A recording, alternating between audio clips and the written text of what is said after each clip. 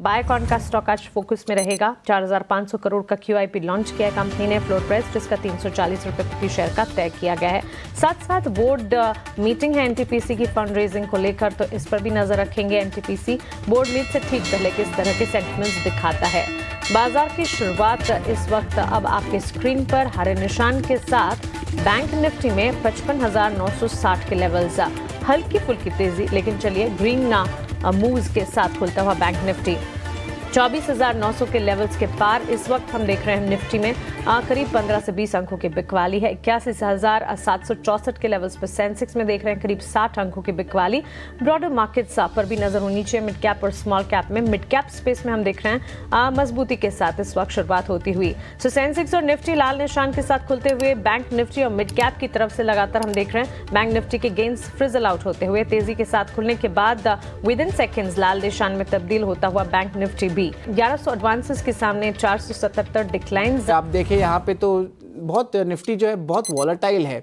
Of course थोड़ी सी गिरावट आई है, 50 पॉइंट्स का जो है डाउनटिक देखने मिला। निफ्टी फ्यूचर्स का प्लेट एक बार फायर करे तो देखेंगे कि यहाँ पे किस तरह जो है पोजीशंस बिल्ड हो रहे हैं।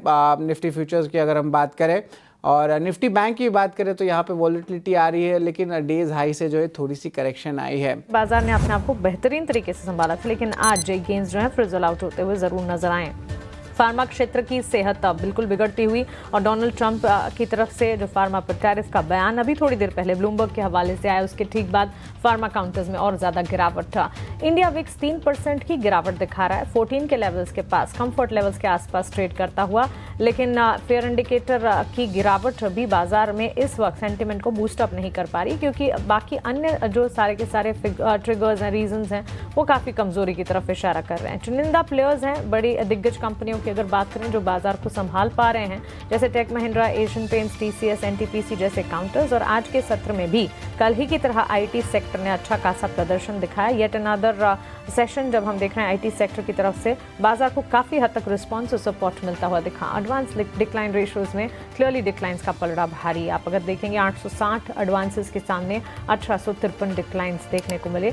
सो बिकवाली है, और बिकवाली छोटी मझोली शेयरों में भी देखने को मिली। Mid cap, small cap, broader market को देखेंगे, वहां से भी गिरावट ही हाथ लगी।